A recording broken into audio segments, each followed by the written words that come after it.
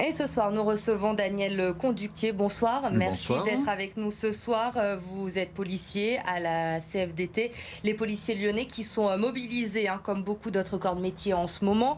2 actions ont eu lieu, on le rappelle, lors des 2 nuits précédentes. La première, c'était mercredi soir sur le pont de la Guillotière et la seconde hier soir devant le palais de justice. Vous êtes inquiet aujourd'hui du sort qui vous est réservé avec cette réforme des retraites ? Oui, bien entendu, il peut difficilement en être autrement. Nous avons un statut atypique. Je ne dirais pas qu'on a un statut spécial, on aurait plutôt un statut dérogatoire qui nous permet d'avoir des avantages, mais certaines choses ne sont pas forcément tout le temps prises en compte. La pénibilité au niveau du travail, des charges de travail, le nombre de fonctionnaires qui décroît. On espère avec cette réforme pouvoir obtenir gain de cause sur pas mal d'avancées. On a eu beaucoup de choses qui ont été validées lors de la réunion le 12 décembre avec le ministre de l'Intérieur. Néanmoins, restent des points encore à approfondir, à éclaircir. On aimerait avoir vraiment une solution stable pour l'ensemble des fonctionnaires de police qui aujourd'hui sont un petit peu dans l'attente. Justement, vous évoquez cette réunion qui a eu lieu hier soir place Beauvau avec Christophe Castaner, plusieurs organisations syndicales reçues.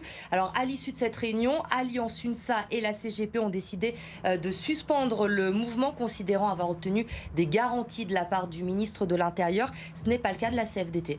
Tout à fait. CFDT, on part du principe qu'il reste encore des choses à affiner, notamment le calcul pour la retraite sur les 6 derniers mois. Il y aura une surcotisation patronale, mais dans quel but et comment va-t-elle être montée ? On n'en sait absolument rien.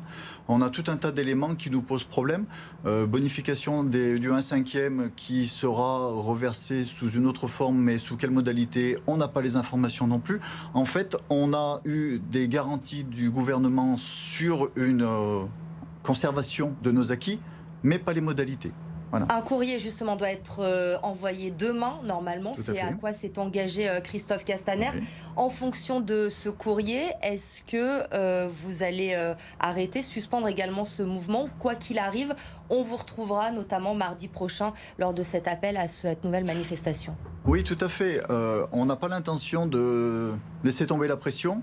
Il faut savoir qu'on attend des signes forts de notre gouvernement depuis des années, qui ne prend pas en compte la spécificité de notre travail. On espère demain avoir une réponse satisfaisante sur ce courrier de M. Castaner. Espérons qu'il nous ait entendus. La CFDT se bat depuis plus de 3 semaines maintenant avec l'exécutif pour obtenir satisfaction, ce qui n'est pas encore le cas pour l'instant.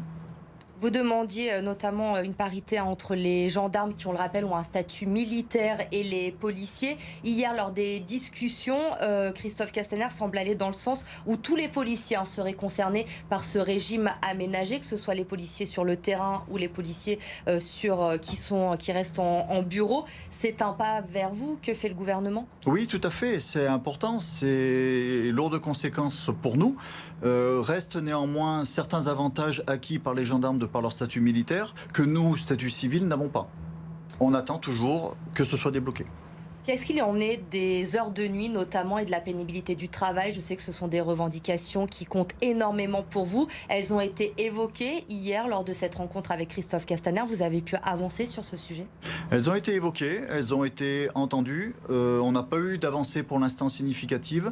La pénibilité n'a pas été prise en compte et encore moins le statut ce qu'on appelle chez nous les nuiteux. Voilà. Aujourd'hui, vous attendez quoi concrètement de ces annonces pour suspendre ce mouvement ? Il faudrait qu'il aille dans quel sens le gouvernement ? L'âge pivot déjà, je pense qu'il dérange tout le monde. Encore plus les fonctionnaires de police. On recule donc, on va dire, à 59 ans pour une retraite pour un fonctionnaire de police. À 59 ans, un policier sur le terrain, c'est compliqué. Néanmoins, on a besoin d'effectuer notre travail, quoi qu'il en soit. Qu'est-ce qu'il va en être du malus, vu qu'on n'aura pas atteint l'âge de 64 ans ? Comment ça va être pris en compte ? Le bonus, je ne vois pas des fonctionnaires aller au-delà de 64 ans, mis à part des gens qui pourraient éventuellement être dans des bureaux et avoir des situations précaires. D'après ce qui a été dit hier, l'ouverture des droits restera à 52 ans avec un départ à la retraite à 57 ans pour les policiers. Oui, on espère. C'est ce qui nous a été dit. On va voir ce qui va être écrit sur le papier. Vous avez fait des simulations, on en parle beaucoup. Beaucoup de Français sont inquiets aujourd'hui de savoir s'ils vont perdre sur leur retraite avec cette nouvelle réforme. Pour l'instant, aucun simulateur n'existe. Le seul simulateur prend en compte actuellement le statut du fonctionnaire de police aujourd'hui, avec les réformes qui sont en cours. Les réformes à venir ne sont pas prises en compte. Donc c'est une projection dans le vide pour l'instant. Vous n'avez aucune idée de ce que vous pourriez perdre sur votre retraite avec la réforme? Absolument pas. Les manifestations, on l'a dit, il y en a eu 2 cette semaine à Lyon, une mercredi sur le pont de la Guillotière, une hier soir.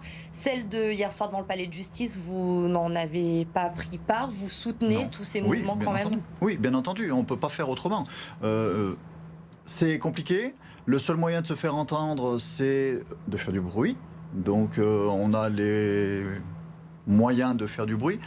La seule chose où il faudrait peut-être faire attention, c'est qu'on a un statut avec des règles bien définies, que je rappelle à mes collègues. On a des obligations et on a des droits et des devoirs. Donc des choses à ne pas oublier, mais je suis pour cet état de fait. On a vu notamment la semaine dernière certains policiers distribuer des tracts devant des commissariats pour sensibiliser le grand public. Vous avez l'impression d'être soutenu et compris par les Français? Je pense qu'on est soutenu par une partie de la population qui se rend compte du travail que l'on peut produire. On peut parler des mouvements des Gilets jaunes qui perdurent depuis plus d'1 an, où les forces de sécurité intérieure ont été sollicitées plus que de raison. Les fonctionnaires sont fatigués. Les gens le comprennent. Après, je ne suis pas sûr que les gens comprennent qu'on ait un statut particulier pour pouvoir partir plus tôt. Je doute que les gens comprennent tout. Après, je suis ouvert à la discussion pour leur expliquer et leur faire un cas concret sur un fonctionnaire de police, ce qu'il y avait il y a 5 ans et ce qu'il y a maintenant. Et on attend de voir ce qu'il y aura plus tard. Après, justement, quand on voit ce qui peut se profiler pour vous, avec peut-être ce départ à la retraite à 59 ans, on sait les conditions de travail des policiers aujourd'hui qui sont de plus en plus compliquées. Vous vous imaginez, vous, personnellement, encore sur le terrain à 59 ans? Non, pas du tout. Pour moi, c'est pas gérable. Je prendrai personnellement des mesures pour partir avant, en anticiper. Je ne vois pas de fonctionnaire à 59 ans. J'ai quelques années sur Lyon, j'ai une vingtaine d'années sur Lyon. J'ai jamais vu un fonctionnaire de police aller jusqu'à 59 ans. J'ai vu ce qu'on appelle des anciens aller jusqu'au bout parce que financièrement ils en avaient le besoin, mais au-delà, non. Merci beaucoup Daniel Conductier d'avoir été avec nous ce soir. C'était l'invité de Bonsoir Lyon.